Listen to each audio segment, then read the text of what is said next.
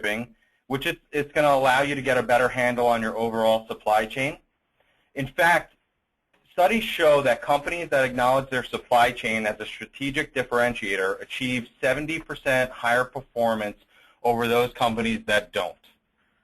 In addition to me, you'll also be hearing from Bill Gausted, a sales engineer for Mapadoc, Sean Boros, partner at Scanco, Caroline Walsh, who is the Director of Sales and Marketing for Starship, and Eric Alexander, who is sales at Website Pipeline.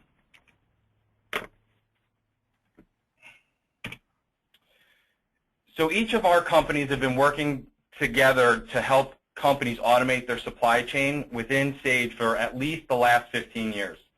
The combination of all of our 5 companies that you'll be hearing from today have worked with over 9,000 Sage 100 customers. Some of you on today's call may be working with one or all of the solutions that you're going to see today, and some may be seeing the solution seeing all these solutions for the first time. Whether you need to work with sales order automation or picking and packing, inventory control, shipping, or all the solutions combined, there will be something that every one of you will be able to take away from this webinar.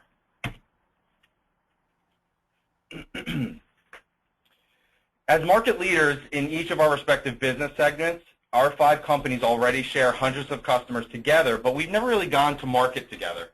This webinar is really the first step in showing what a fully integrated solution looks like and how it can benefit your business. So over the next couple minutes, I'm going to walk you guys through 2 different visual workflows for what the processes will look like when using any or all of our solutions together. The first one is going to show you what it looks like when an order comes over via EDI and what happens within Sage 100 with the different solutions that we're going to talk through today. After these workflows that I walk you guys through, each one of the companies are going to, or we're going to go through the workflow specifically, showing a small product demonstration for each one of the actual products themselves. On this slide, you can see on the left side over here, these are your standard trading partners, Home Depot, Target, Amazon, and Walmart. And what's going to happen is the data is going to come from these different trading partners, and it's going to come to the SPS Commerce Network. Currently, SPS trades over 4 million EDI documents a month, and we work with over 1,500 retailers, not only domestically but worldwide. And we work with over 50,000 suppliers. So that's the data coming in over into the SPS Commerce Network. Then SPS will hand the data over to Mapadoc, where it's going to automatically take in the data, and it's going to completely automate the order entry process. You're going to take advantage of you as a user would take advantage of the Mapadoc process. And what that's going to do is it allows you to eliminate that manual data entry and really get some real-time validation with the data that's coming in over EDI versus what's set up in the Sage 100 system. Once the data has been received by Mapadoc, then Scanco takes the order and it's going to start the picking and packing process. That's your barcoding, where you're going to take the items and in the software pick and pack the goods, get some labels if necessary. What this does by using the product from Scanco, it's an integral part of the supply chain, and it helps things like mispicks. It reduces the time it takes for picking and packing, and you're going to get a real-time view of what inventory looks like when using a system from Scanco. Next, the data is going to go back over into Mapadoc, where an EDI document called the Advanced Ship Notice is the data that comes from Scanco goes into the Advanced Ship Notice, and if you think of an Advanced Ship Notice, it is exactly what it says it is. It is, for a retailer, the data that they're going to see and get before the goods actually get to them. So if you think about it from a retailer point of view, and in EDI, when the retailer gets the box with a label on it that ties back to the EDI order, they scan that box, and they know what's in that box because of what has come over EDI. Once the order has been, or once the order and ASN have been created, the goods are, or the order itself is then going to go into have the ability to be shipped, which is where Caroline's going to pick it up. And she's going to walk you through the process of the integration between Starship and Mapadoc in Sage 100. At this time, the user has the ability to pick the appropriate carrier, rate shop, get detailed information about what is actually in the shipment itself. The nice thing about the Starship solution is you get email notifications with all the scanned information with parcel and freight. Next, once the goods have gone out to the individual retailers, you then have the ability to create the invoicing, and there's plenty of ways to do that, more than one, using the Mapadoc solution, using shipping data entry, using invoice data entry. Once those invoices are created, you then have the ability to do the standard Sage updating routine, which then puts the data into invoice history, which then Mapadoc will automatically send those invoices out to SPS Commerce. SPS is going to validate the data that has come over from Mapadoc, run it through the trading partner requirements, and SPS Commerce offers 24/7 data monitoring, which allows the user to make sure that the data that's going to the trading partner, it meets the requirements of that trading partner. So that reduces the likelihood of chargebacks, make sure that the data is correct, and that the trading partner is getting the data that they expect. It's going to then go back out to the trading partner after it has met those requirements, and that's the full cycle of what will be seen by the user of all of these solutions tied together. The next workflow is the orders that don't come over EDI. So we're going to talk through the website pipeline workflow. So as you can see here, these would be orders that would come from mom and pop shops that don't do EDI. Any order that a customer would place on a particular website. Any way that orders could get into the system other than a typical EDI solution, and those that don't get manually entered as well. So what will happen is from the website pipeline, website, the orders are going to come down. They're going to go into sales order data entry. And similarly, instead of having the Mapadoc EDI solution in place, you're going to follow standard Sage 100 procedures where Scanco then is going to pick it up, pick, pack, and pack it like we did in the last workflow. And then after it's been picked and packed, goods are going to go down into Starship, or Starship will pick up the data and ship it. You'll get all the same type of visibility into the data that you'll see in the previous workflow. And then after it's shipped out, the invoice gets created, whether it's again using shipping data entry or the Scanco solution with the integration to shipping data entry or invoice data entry. And then you would then have the ability to either see the invoices within Sage 100 and or see the invoices within website pipeline. So those are two different workflows, but the idea here is to show you that the orders can come from multiple of different ways, not only EDI and not only those orders that aren't EDI. So with that said, I'm going to pass this over to Bill Gausted, and he's going to show you the first process, which is the sales order entry process for bringing in orders over Mapadoc.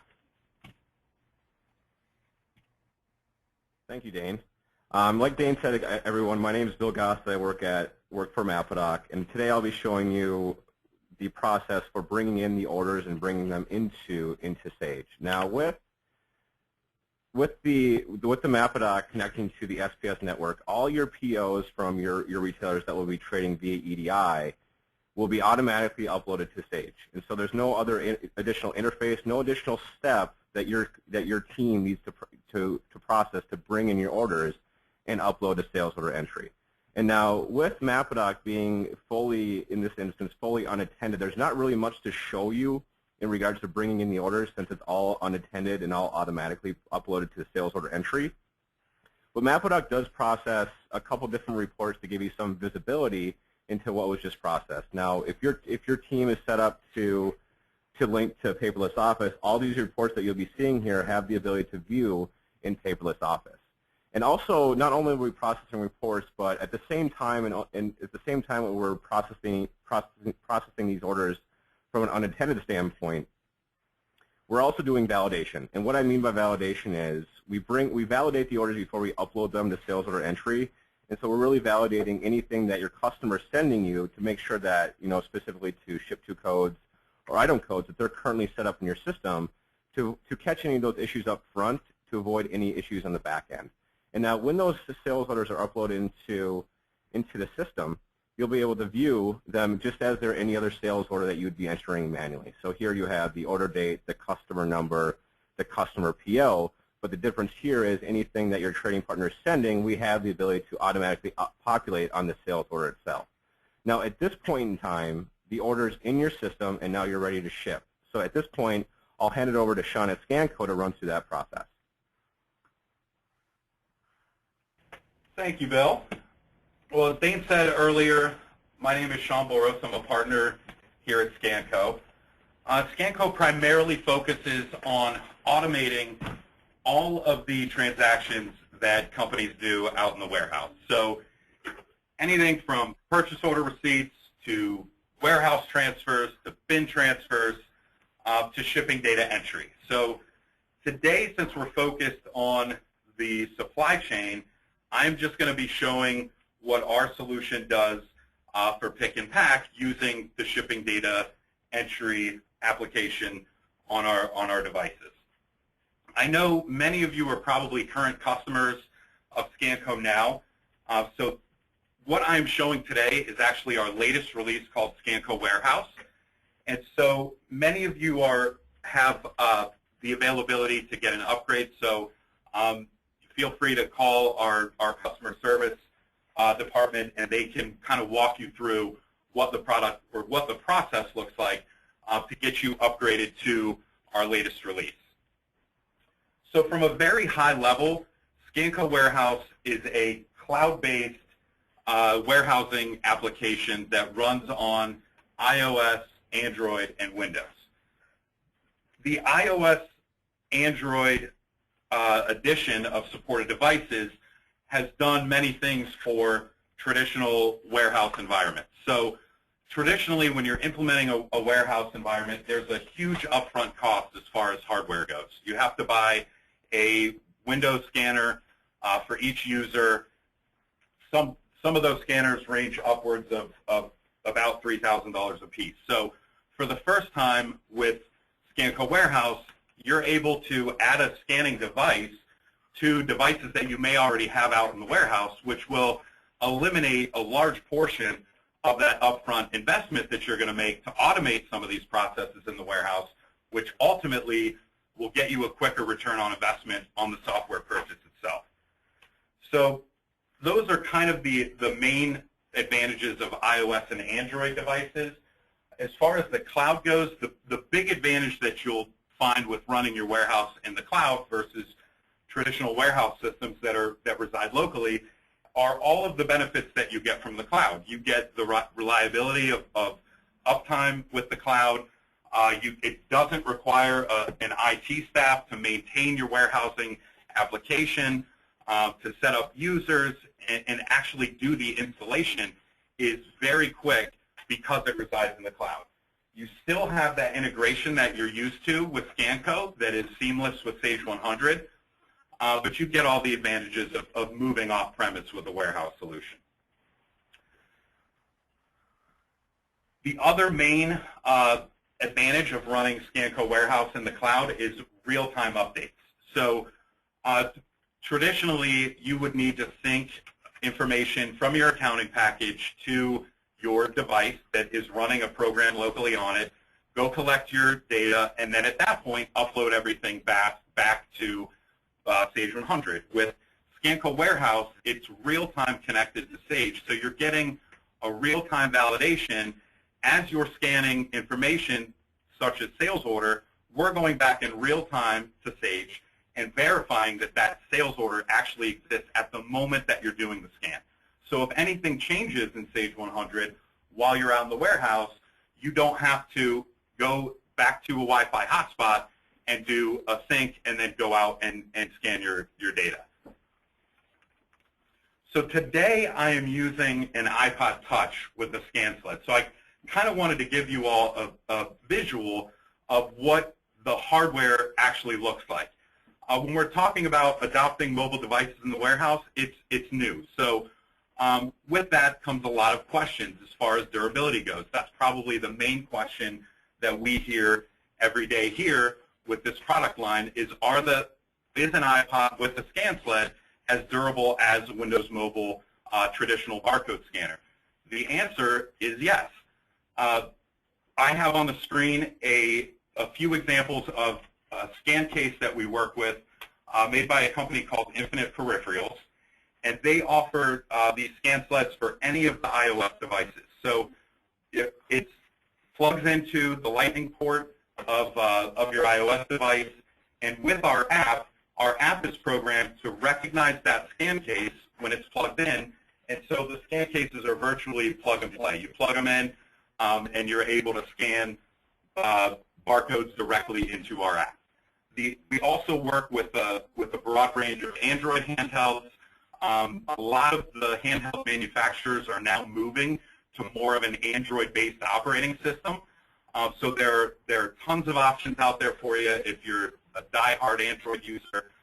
We're finding that everybody has a preference either way. So we kind of wanted to come out with a solution that will run on virtually anything. So I am going to bring up my iPod.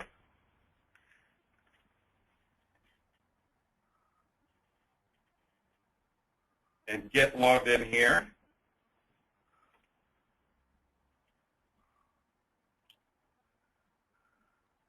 Okay, so you all should be able to see my screen.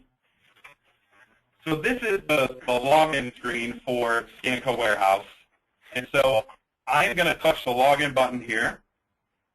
And these are all touch-driven devices, so you can very easily touch the screen to enter your input, as well as every input place that we're seeking an input on the device. You can key in the entry. Of course, you can scan a barcode, or you can do a lookup. So I'm going to scan in my user ID and my password to get logged in here. This is just good if you want to create a badge for each worker so that it kind of automates the login process. So I scanned my user ID. I'm going to scan my password, and then it's just going to prompt me for what company that I'm going to be working in. So I'll hit enter.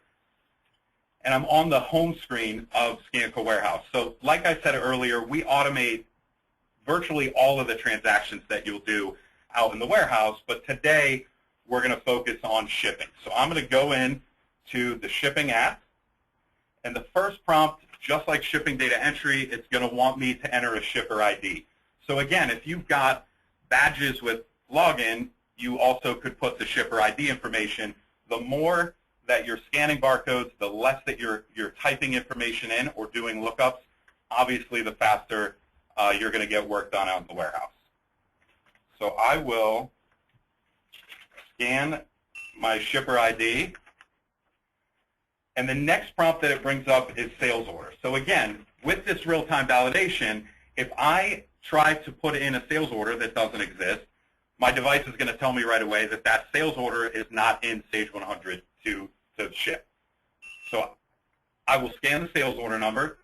We went back, we validated that that sales order is actually in Sage 100, and it's going to prompt me for item. Now, if you notice on the sales order field, it's a combination of sales order number and box number.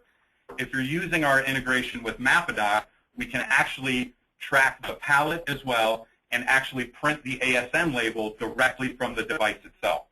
So that is if you run the ScanCo and Mapadoc integration. So the next prompt is item. So I'm going to go ahead and scan the first item I have on this order. It's going to go back. It checks to make sure that that item's on that order. It gives me the warehouse I'm working in, the unit of measure from sales order, the bin, the preferred bin that I'm pulling it from, and it's telling me that on this order there are 1 and I have shipped 0 so far. So I can scan my quantity of 1. I can also enter a quantity of 1, and it's going to loop back up around for the next item. So at this point, I want to pack a new box. So I just am going to push the next box button on the device. It's going to increment the box count to box number 2. So now any item that I'm scanning from here on out is going into box number 2. So I'm going to scan my next item on this order. Again, it goes back. It makes sure that that item is on that order. We're doing the same thing that we did on the last item, and it's going to prompt me for the quantity. So I've entered the quantity. At this point, I can submit the data to Sage 100, which sends that back to Sage through the barcode module, or I can do this review feature. So review is nice if you want to review what you've done and delete an order or delete an item in case you've made a mistake, as well as if you put the device down and come back to the device in a few minutes and kind of forgot where you're at, you can simply look it up here, and we're providing the user with the transactions that only that user has done. So I can, if I click on 6655, it'll drill down into that further, and I can delete that entry altogether. So I'm going to cancel out of here. And from there, all of this information is sent to Sage 100, and I'm going to pass it into shipping data entry, and so I will pass it back to Bill, who's going to pick it up from there. Thanks, Sean. And now with the MapAdoc and ScanCo integration, at this point, ScanCo has, you have picked the product out in the warehouse, and what ScanCo has done is told us which items are in which box. And now this is very important, not only from a shipping standpoint, but also from a label and ASN standpoint, because your customers are going to be requiring you to send that specific data and that detail back to them in the way that you packed it. Okay? And now the nice thing with the integration with MapAdoc and ScanCo is not only does the ScanCo upload that information into MapAdoc, but also at the time that ScanCo submits it to shipping data entry, it also submits to MapAdoc at the same time, and then at that time, we'll print label, your UCC 128 labels, if that specific customer requires it. So at the time that ScanCo submits, it not only updates to shipping data entry, but it will also update to MapAdoc and print labels if necessary for that customer. And now, once it uploads to MapAdoc, it will upload under the Edit Order Packs and Label screen. Okay, and now this screen will show you what has been packed and for which order it's been packed for. And so it will tell you everything everything down from the case standpoint. So here you'll be able to see the total weight of items, 2 items in 2 cases, the way that Sean packed it within ScanCo. And now again, even if you're not using the ScanCo integration with MapAdoc, this is where a lot of our users do actually pack their orders manually as well. And so if you have some customers that are not looking for the ScanCo, you can also populate this within MapAdoc manually as well. And now, again, with the nice thing with the ScanCo integration is once it uploads, your labels are already printed. Now, let's just say, for example, you need to reprint a label. This is the exact screen where you'd be able to reprint the label as well. So at this point, we have our case information, we have our carton information, and at this point, we're now ready to upload the information into Starship. So I'll turn it over to Caroline at V Technologies. Thanks, Bill. So I'm just going to click on the Starship button from the MapAdoc screen so that MapAdoc can basically push all that information into the ship screen for your shipper. And so once that's all populated, the ship screen will have just a little preview here of the header level information on the shipment. So you'll see the carrier in service, the recipients already here, and I've landed on the packaging tab. So I have my 2 boxes here. If you actually bring your eye to the bottom of the screen here, I'm just going to expand all these so that you can see the information on the shipment. So this was the information that was scanned in by Sean on the ScanCo solution through the handheld device. So you'll see here are my 2 boxes with one of the filing cabinets and then one of the printer stands, all coming in automatically. So there really isn't much that your shipper needs to do. One thing I wanted to bring to your attention is that in addition to bringing all the ship-to information over, in this particular case, you'll notice here that Starship is also automating the billing type. So if you do have customers that require you to bill on their account number, their carrier account number, Starship can definitely do that. Starship comes standard with a customized interface tool that allows you to modify the default field maps and translations to do things like automate billing so that you can grab this from maybe the AR record or an order header field that you have a UDEF field on. The other thing I want to bring to your attention is the Quantum View Notify here. So Starship does have an email notification feature which will allow you to send emails with the information that was defined on the handheld if you have that combination going. But sometimes there are those instances where you might want to provide some additional level of customer service, and you might want your salesperson to receive an exception notification from the carrier saying that maybe due to a winter storm or something of that nature, the package isn't going to arrive on time.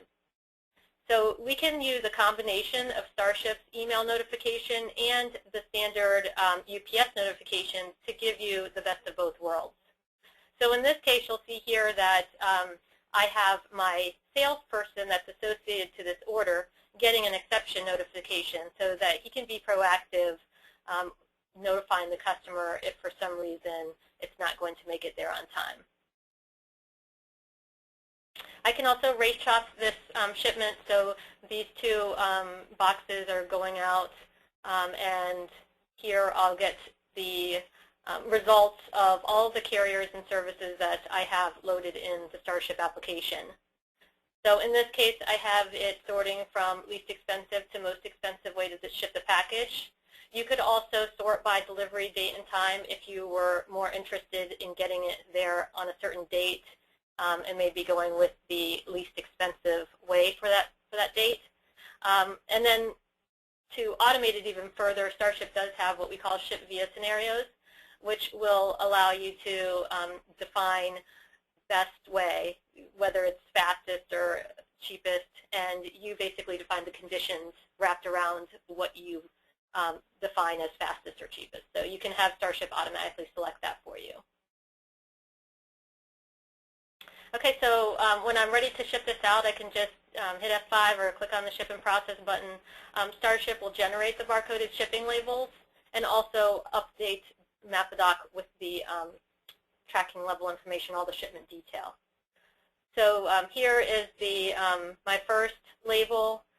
This happens to be an integrated shipping label plus packing list. So you can do that all on one if you wanted to. Starship also supports printing the shipping labels to a thermal label printer and also the packing list to a thermal label printer. So if you wanted to print both the shipping label and the packing list on your free labels supplied by the carrier, you can do that. And then what will happen is you'll get two labels for each package. One will be the actual shipping label, and then one will be the packing list that will go inside. And then here's my second label. So this was the second box that Sean scanned with the printer stand and basket.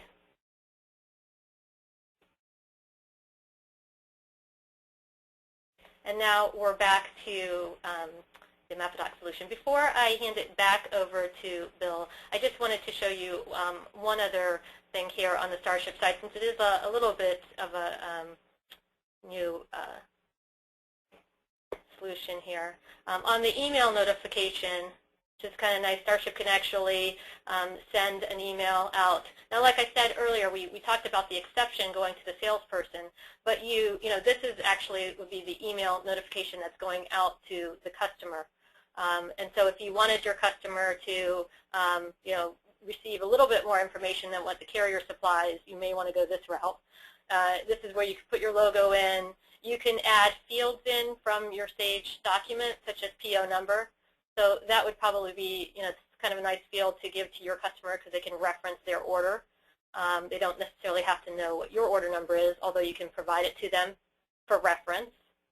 And then, what's really nice here is that in the body of this email, you'll see I'm getting the packages that Sean scanned in through the ScanCo solution, but I'm also getting my shipping detail for those packages. So here are my one tracking number for this package that has the filing cabinet in it, and then my other tracking number that has the printer stand and basket. Okay. I think that's all I had on the Starship side, and I'll pass it back to Bill to finish up with the MapAdoc piece. Thanks, Caroline.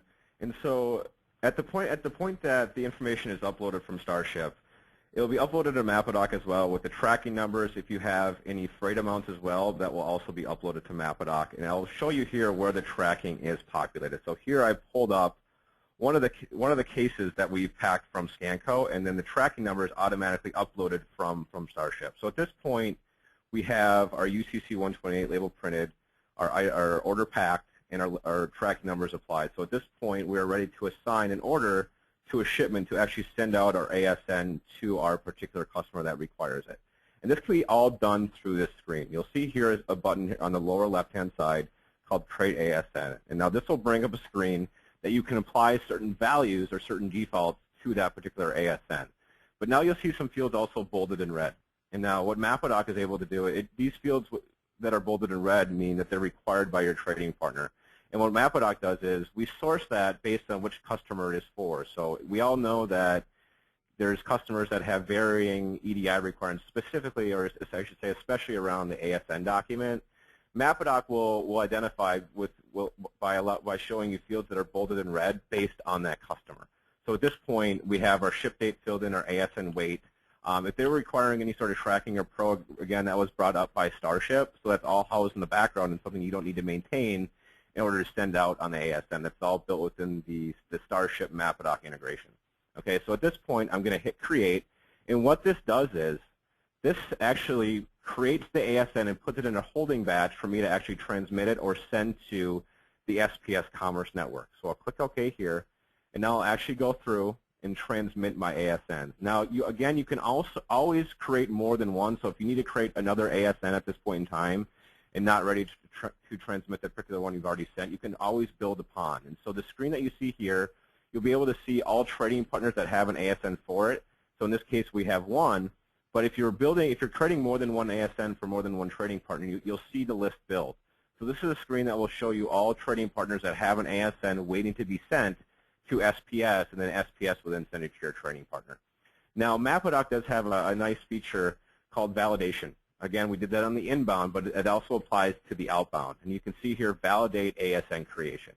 And now when I click proceed here and have my validation checkbox checked, what this does is this basically creates an ASN without creating an ASN. So we're validating to make sure that the ASN that we're sending out has the necessary information to meet that particular customer's ASN requirements. So a report, again, that's built within Crystal. So if you need to link it to Paperless Office and email these reports, this can be linked to it as well. So this will show you the customer that it's for and the ASN that was processed. And if there's any issues of missing a pro number, missing a bill lading number, missing ship via, that will be showed and applied to the correlating ASN. So it will be, if say ASN number 7 had a missing ship via, directly underneath it, it will tell you that the ship via is missing. You need to enter that information. Okay, so at this point in time, we don't have any issues or any exceptions. We're ready to actually send out our ASN. So I'll clear my report, and MapAdoc recognizes that we just validated. So it will bring you back through the steps automatically. So at this point, it will ask us, do you want to create the ASNs? I'll click yes. And when I have the checkbox unchecked and not checked for validation, and I click proceed here, that's actually going to transmit the ASN to SPS. And now, again, with giving examples of the fields bolded in red for validation, when we're sending it to the SPS network as well, SPS does validation on their end. So they're running it through their network to make sure that the ASN or ASNs that you sent are meeting that specific customer's EDI requirements. And if they do, they'll send it to your customer in real time directly to the customer. And if they don't, it will stop that particular ASN and send you back an email notification stating this ASN number is missing this particular information that's required by this customer. Okay? And if you have a batch of ASNs for one customer, and let's say 1 out of 100 do not have the required information, the 99 will still go out to that customer. That one will stop. Your customer will have no idea that it stopped because of the fact that SPS is making sure that any ASN they're sending to to your customer is meeting their ASN specifications. Okay?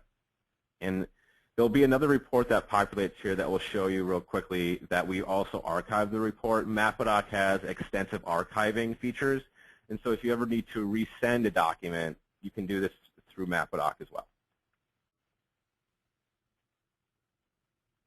Okay, so at this point, we've sent out our EDI ASN, and we're ready to actually invoice the product in Sage and then send out through Mapadoc and the SPS Commerce network. Now, with Mapadoc, there's no additional steps that you need to do outside of Sage to process your EDI or to send out your invoices via EDI. And so in this particular instance, your shipping data entry batch, your shipping data entry order has now also created your invoice and invoice data entry. And now, depending on when your team posts or what your processes are surrounding posting, whether that's beginning a day, end a day, multiple times a day, it does not matter. Mapadoc, once you post and update your sales order journal, Mapadoc will look into that batch. If you're using batch processing, it will go all the way down to the invoice level to identify, does this particular invoice match up to an EDI, or does this customer for this particular invoice require it to be sent out via EDI? If it does, it will select that invoice automatically and then send to the SPS Commerce Network automatically as well. And again, SPS Commerce, similar to the ASN, will do the validation to make sure that that invoice meets your customer's invoice EDI requirements, and then stop it if there's any issues, and send you back a notification via email saying this particular invoice failed because of this particular reason. So again, there's nothing additional that you need to do outside of your standard Sage processes today that you're utilizing to process them via EDI, and we're really leveraging the Sage platform to streamline those EDI processes. So at this point in time, we've really showed you the full encompass of bringing in a PO, creating a Sage sales order, shipping it, packing it, sending out an ASN, and then also sending out your invoices via EDI. So at this point, I'll turn it over to Eric at Website Pipeline to run you through the process for non-EDI customers. Hey guys, how are you? Can everyone hear me okay? All right, so I'm going to start kind of high level here. Just real quick with this PDF document, just kind of show you all the main pieces involved when we do a website product, right? So, Website Pipeline, we build, host, and support e-commerce websites, and really at the core of what we do is what we call customer service automation. So, just imagine that it's everything that a customer service person would do for you. And my best analogy for that is that it's kind of like what the ATM machine did for banking in the 80s, where in the 80s, the only thing you could do with the bank was you had to be there during their business hours, you had to actually talk to a human, where with Website Pipeline, or with the ATM rather, now you're able to have 24/7 access to your money and to your information and get it anytime you want to, so which I guess is 24/7. So same thing with Website Pipeline. We're actually unlocking, at the core of what we're doing, we're unlocking all that information so that your customers have 24/7 access to all their account information and can do everything that a customer service rep would do for you, okay? But here's just a high-level overview to kind of show you all the pieces involved.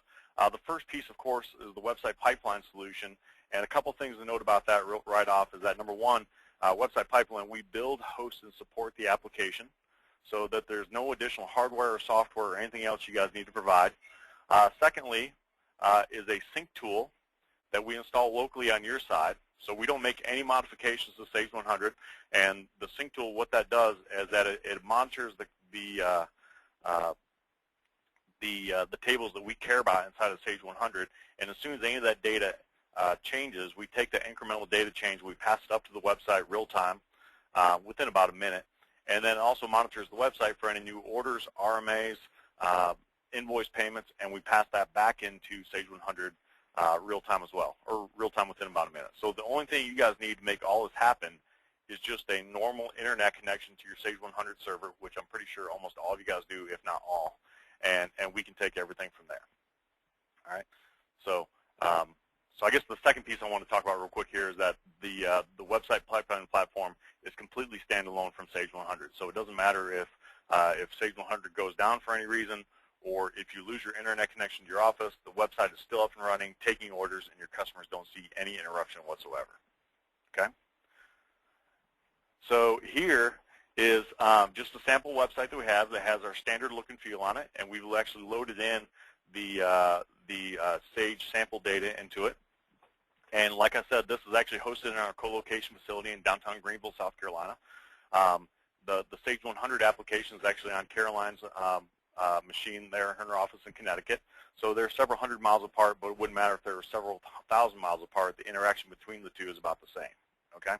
And this application here happens to be set up to be a business to everyone, meaning a public storefront, and it's also set up to be a business-to-business application as well. So what I mean by business-to-business, as soon as someone logs into the website that maybe has special pricing or anything else, the website's going to know exactly who they are, the exact price they should pay, what tax they should pay, if any, all their billing and shipping information, what terms they have, what credit limit they have, all their sales orders, open invoices, invoice history, and payments as well, and also shipment tracking.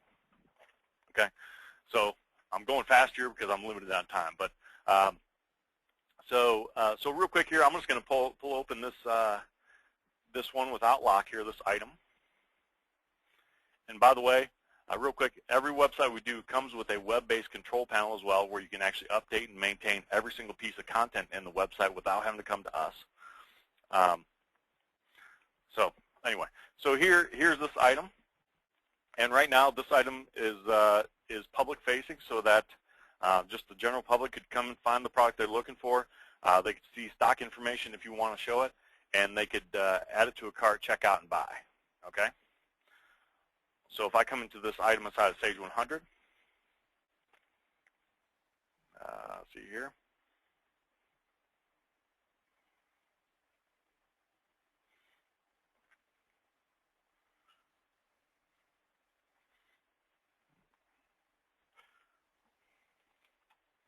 Whoops, sorry.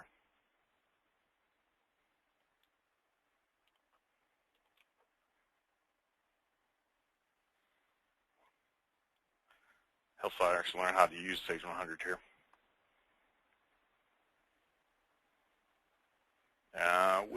Without lock. So you can see this is actually where we're pulling the public retail pricing. And if I come under to pricing here, you can see I actually have pricing set up for our ABF customer. So as soon as they log in, they're going to see a 40% break. And then once they get above 21 and then the quantity price breaks, it takes their price down to 84 cents. So I'm giving them a 99% off break. Okay. So now I'm just going to come back into the website.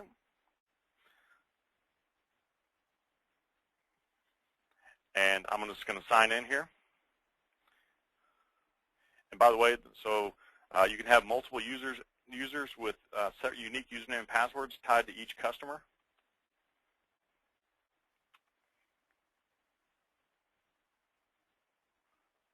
So you see, as soon as I log in, I get my 40% price, my 40% off price, and then you see my quantity price breaks are reflected here. So I'm going to go ahead and so this would be for a mom and pop retailer you've given special pricing to, or anyone else that you have special criteria set up for. So I'm going to add 21 of these to the cart.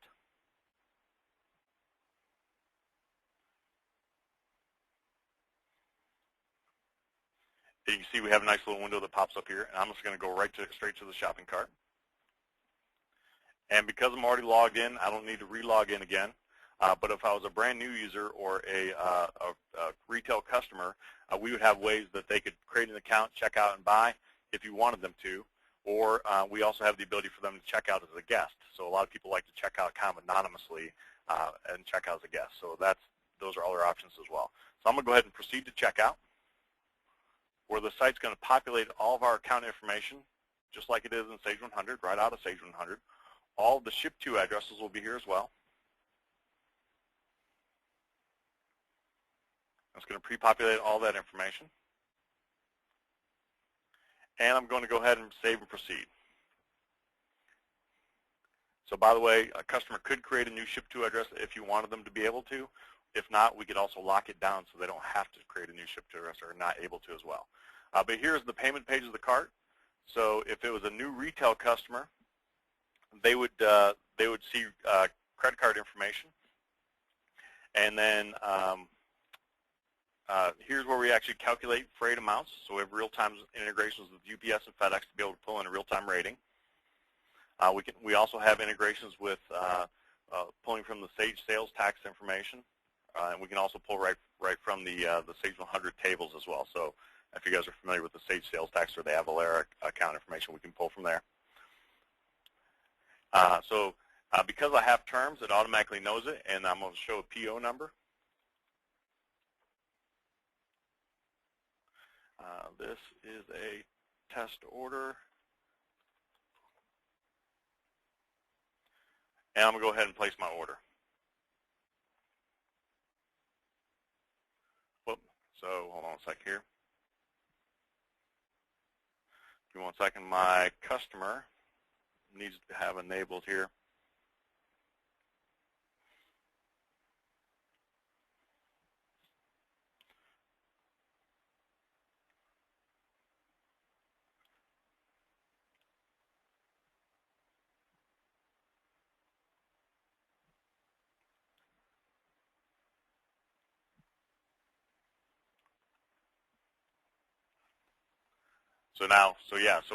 So now you can see that not only the credit card choice there, but because I have terms with the company, I actually can see the invoice here as well.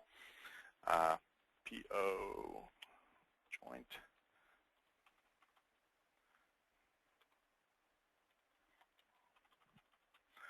And I'm going to go ahead and place the order.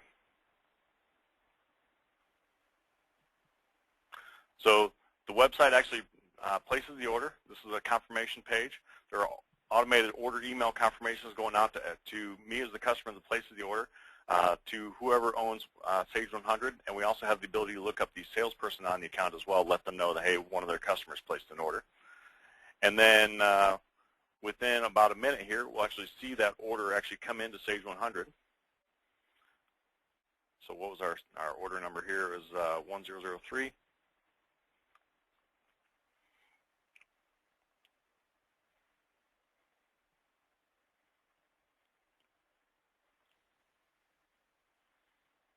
We'll do a little lookup. I'll sort by the date.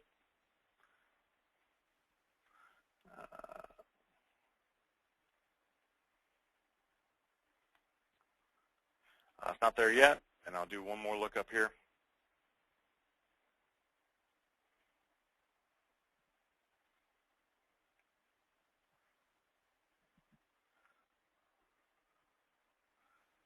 Not there yet.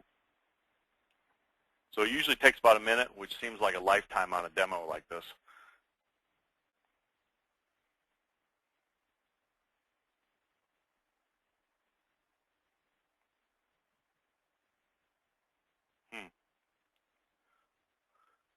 I'm going to give it one more shot, and then I'm going to go to my magic here.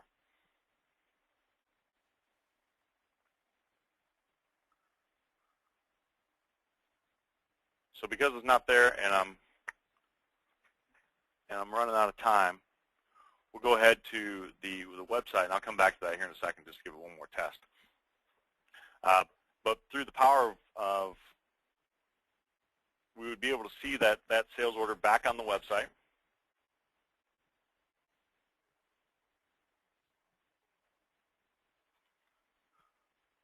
And so this is an example of an order that we placed yesterday. And here are the order lines that have been ordered. Here are the invoices that are tied to it. Here are the shipments with tracking information that are tied to it as well. And if there were any payments that have been applied to it, those payments would show up here as well. Okay. So I'm gonna look for it one more time here.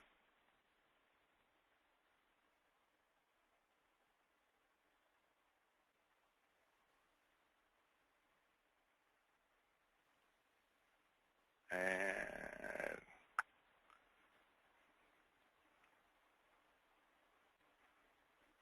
it's not there right now. Our service may be off. We maybe have turned it off for some reason. So, but that's essentially what would happen as soon as that shows up inside of Sage 100. Then the order lines any invoice that would be tied to it, and any shipments with tracking information would be there as well. Okay.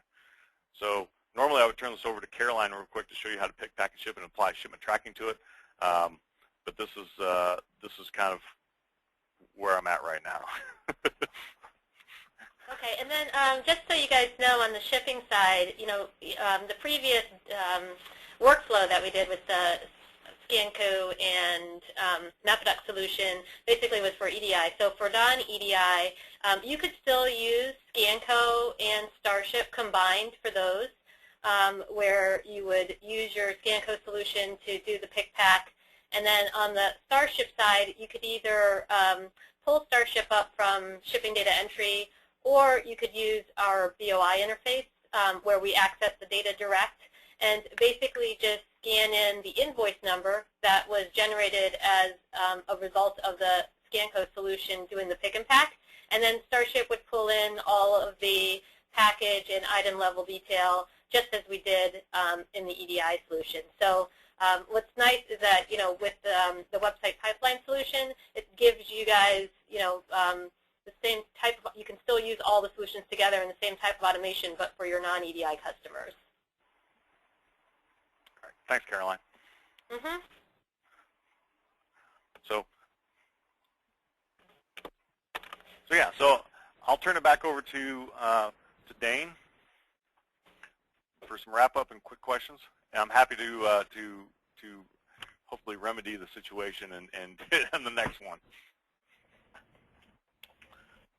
All right. So thanks, Eric. This is Dane again. To close it up, essentially what I want to do is just kind of walk through the visual workflow one more time, showing the EDI portion and the non-EDI portion to show you how this works, and then we're going to open it up for some questions, and Adrian will pop back on and start. There's a couple polls that she'll ask you guys, and then we'll answer any questions that you guys have. So again, this was the EDI portion. Here are your trading partners. Data goes over to SPS. Orders get created through MapAdoc. ScanCo picks and packs them using scanning. The data goes back into MapAdoc. This is where Bill was talking about the ASN data. Caroline picked it up in Starship, showed you all the data that resides within Starship for the labeling, for your carriers and rate shopping, where she talked through the email notifications. After that data was created, the information went back into MapAdoc, where Bill talked through the validation, the UCC 128 information, and then Bill passed the ASN over to SPS Commerce, where we did that second level of validation. Bill then talked through the invoicing process using the standard Sage 100 invoicing updating procedures, and then data went out through SPS Commerce and then out to the trading partners.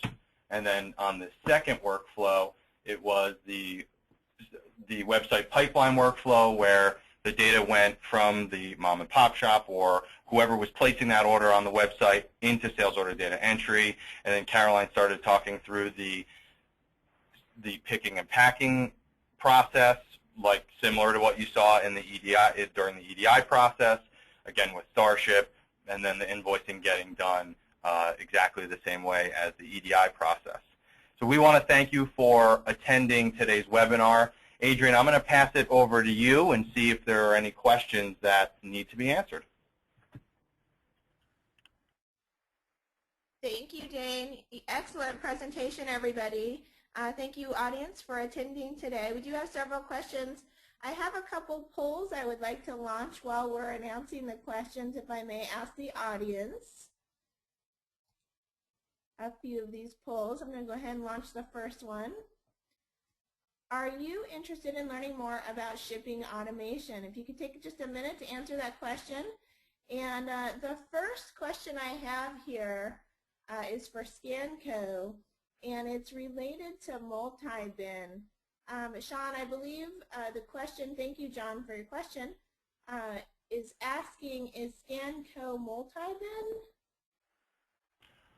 We are, and that's a great question. I'm glad somebody brought that up. We work with both SWK's multi-bin and ACS's multi-bin. So those are the two primary third parties that provide a multi-bin solution for Sage. So you just activate whichever one of those that you're going to use in our cloud settings, and then from that point forward, we track bin level moves. So every transaction adds a bin from or a bin to. So absolutely. And then we have another question here. Can you add a UDF to the scan? Certainly. So we can modify the software to prompt for a UDF in whichever transaction that UDF needs to be in. And then under Starship, if we have our own delivery trucks, can we process through Starship? Yes, Starship has some user-definable carriers both on the parcel and the LTL side where you can create your own. And then like on the parcel side, you could actually import rates and zones if you were using a local courier, or you could just, use like a one-liner and put your own weight in there and freight amounts if you wanted to. So definitely have the option for that, and it can use the same type of laser labels if you wanted to use those to put on the packages.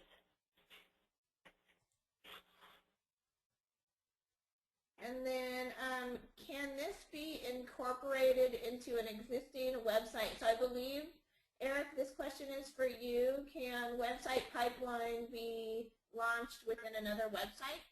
Absolutely. So they can either, we've done it a couple different ways. So number one, we can exactly match the look and feel so it looks seamless to the end user.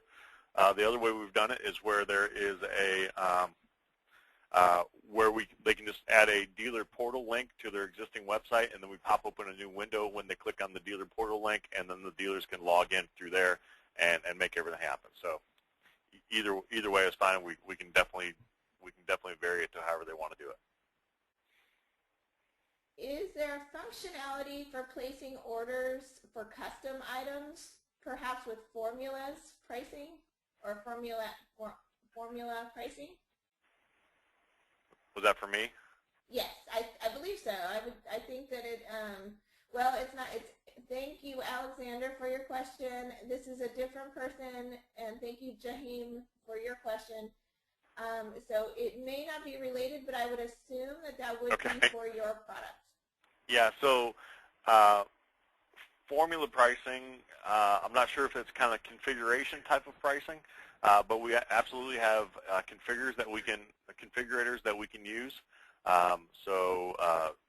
They get pretty complex, and we can also pull from the bill of material options as well. So so customers can choose bill of material options to configure their order or configure their item and then place the order.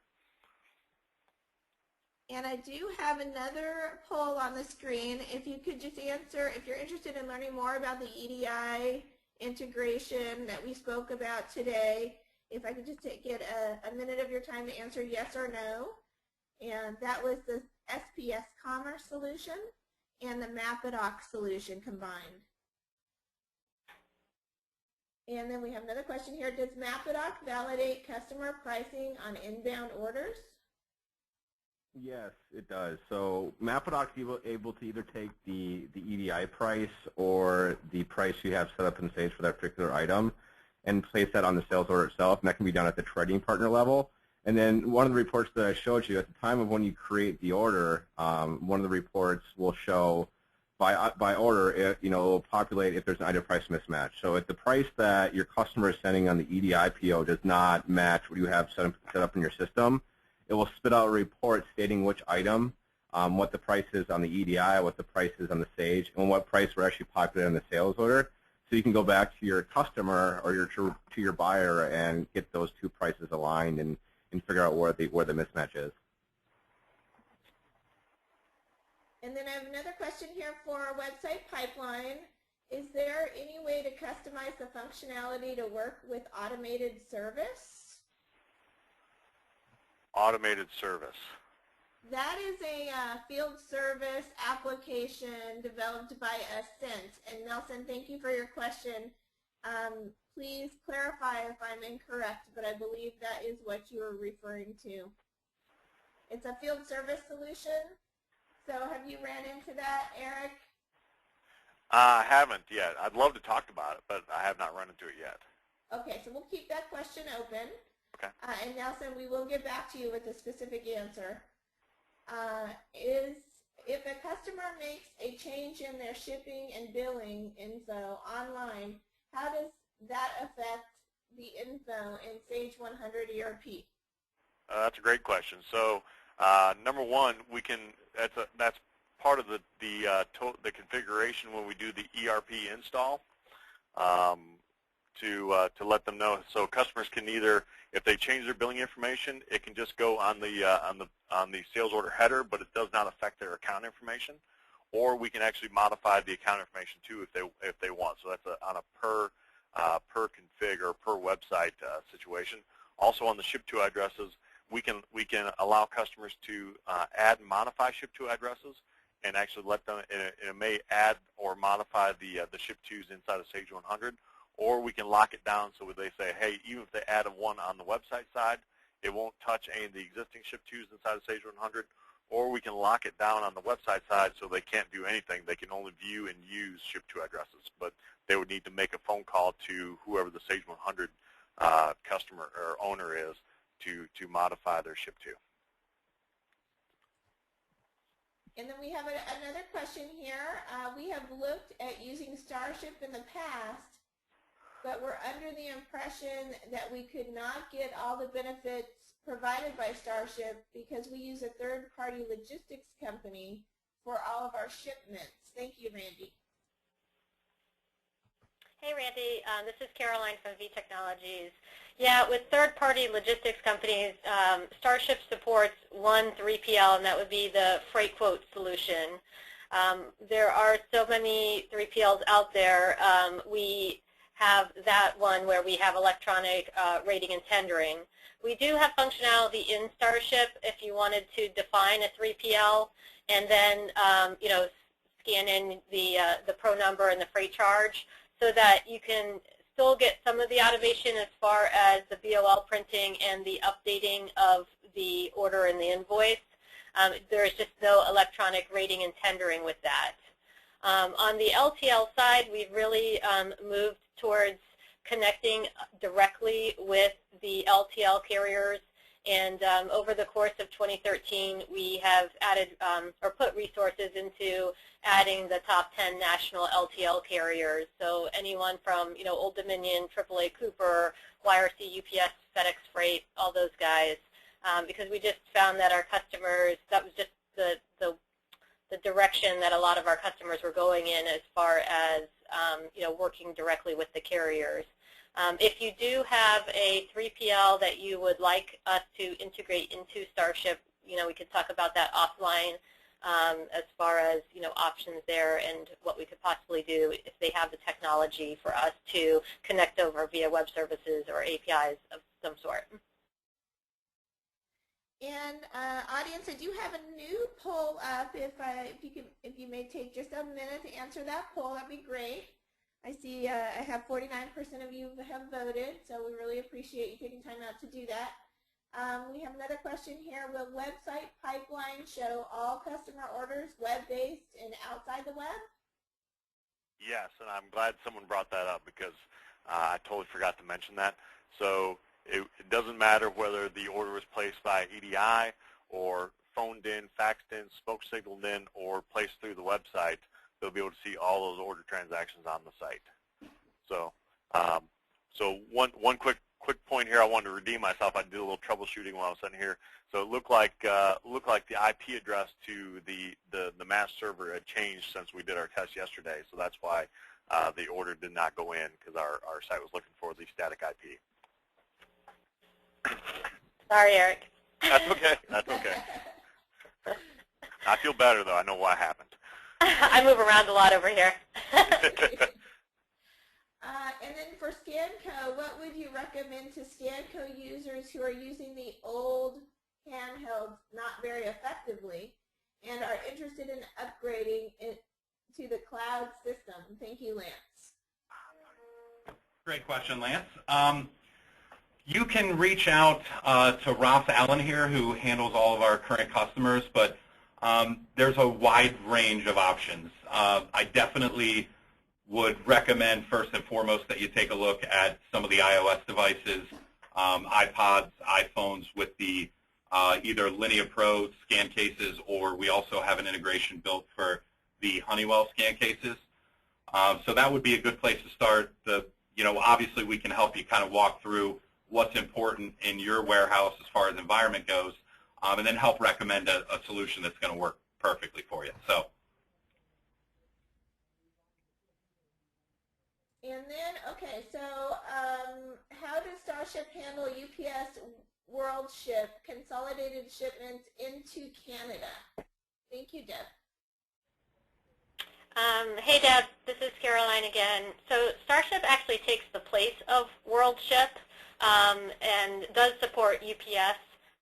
We do support, Canadian shipments or international shipments out to Canada. As far as consolidated, I'm not sure if you're talking maybe about the World Ease solution or service that UPS provides. Starship does support that.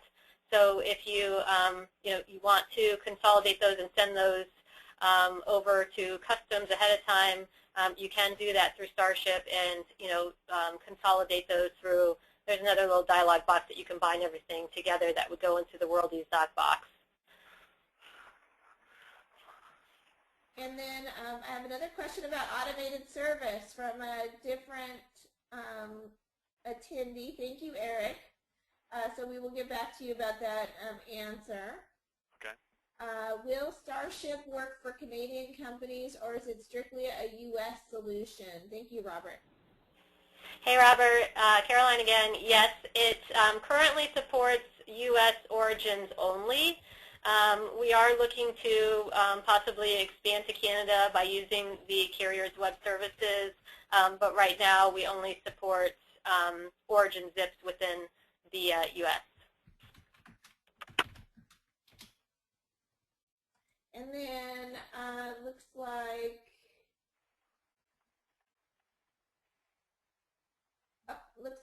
we don't have any other questions. If you do have a question, audience, please go ahead and indicate that question by clicking on that question mark next to your name on the webinar pane. We'll just go ahead and wait a minute or two here for more questions in case you had any. And Dane and company, would you like to close out with any closing comments? Yeah, sure. Thank you, everybody, for attending. This is Dane DeSantis. We know how valuable your time is, and to spend 70 minutes on the phone with us, it's greatly appreciated, that's for sure. And then we do have a couple more questions that just popped through. Sorry, did I just hear that Starship only ships from the U.S.?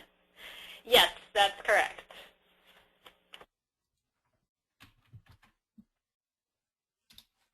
And then in ScanCo, how do you handle picking multiple orders with multiple items? Thank you, Jeff. Jeff, yeah, great question.